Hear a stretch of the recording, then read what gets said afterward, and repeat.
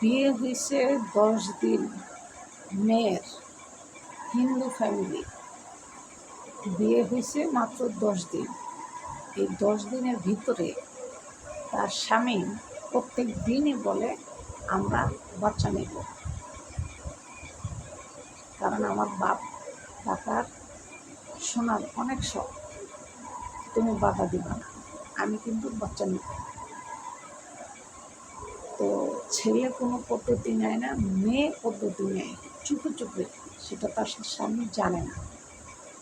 স্বামী জানে আমরা তো দুজন মিলামিশা করতেছি, আমাদের বাচ্চা হয়ে যাবে, এটা স্বামীর ধারণা। কিন্তু মেয়ে তো অনেক চালাক, মেয়ে বাচ্চা কাচ্চা নেবে না, এই জন্য মেয়ের পদ্ধতি নেই, নেওয়ার কারণে তার বাচ্চা কনসেপ্ট করে না করায় তার স্বামী বলে কী ব্যাপার, আমি কোনো পদ্ধতি নেই না, তোমারও বিষয় না, খাওয়াই না, তাহলে আমারও বাচ্চা কনসেপ্ট করে না কেন, কী সমস্যা, চলো ডাক্তারের কাছে যাই।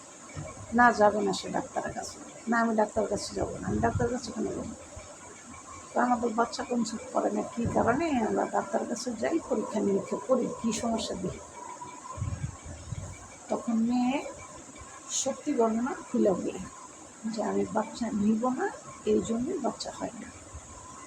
বিয়ে হয়েছে মাত্র 10-15 দিন হয়, তুমি প্রত্যেক দিন বাচ্চা নাও শুরু করছো, সমস্যা কি তুমি? নতুন বিয়ে হয়েছে, আমার যখন সময় হবে আমি তখন বাচ্চা নেব, আমি এখন করে নেব।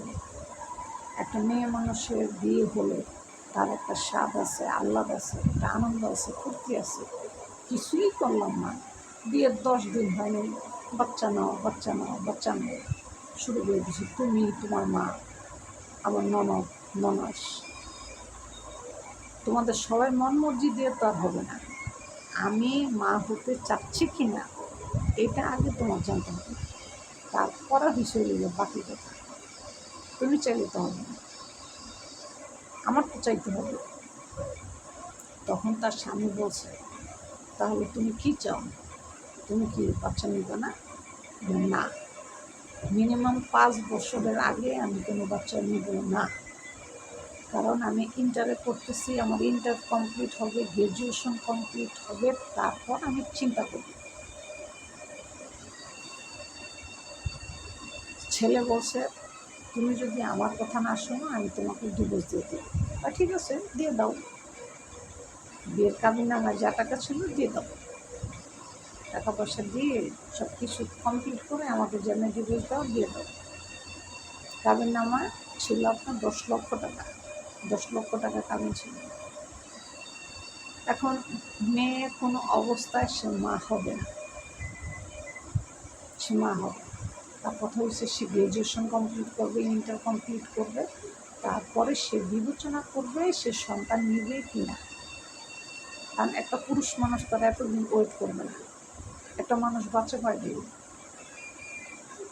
সে স্বামী, সন্তানের মুখ দেখা এটা তার, এটা তো গুনার কিছু না। তো সন্তানের মুখ দেখতে চাইতেই পারে, বিয়ে করছে তার সন্তান সে চাইতেই পারে। মেয়ের কোনো সমস্যা আছে কিনা এটা হচ্ছে মেয়ের ভিতরে, এটা তার পুরুষের ভিতরে না। মেয়ে আবার আরেক ছেলের সাথে তার গভীর সম্পর্ক বিয়ের আগে থেকে, এই কারণে সে বাচ্চা নিতে চায় না।